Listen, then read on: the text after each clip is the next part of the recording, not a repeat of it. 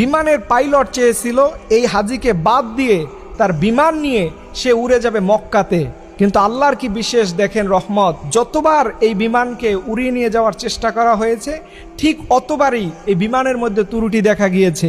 সর্বশেষ ওই পাইলট বুঝতে পেরেছে যে এই লোকটা কোনো সাধারণ লোক নয়, এই লোকটাকে যদি আমার বিমানে না উঠাই তাহলে কিয়ামত পর্যন্ত আমার বিমানে মনে হয় স্টার্ট উঠবে না। কারণ আপনারা জানেন যে একটা বিমান রানওয়ে থেকে ওঠার আগে অনেক পরীক্ষা নিরীক্ষা করা হয় যে তার কোনো ত্রুটি আছে কিনা।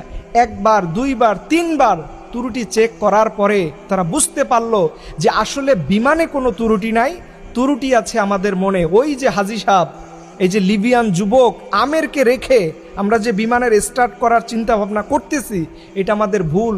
কারণ এই আমের তো সাধারণ কোনো আমের না, তার আল্লাহর সাথে অনেক গভীর সম্পর্ক করে ফেলেছে। আল্লাহ তাকে এই বিমানে উঠাবে। আমরা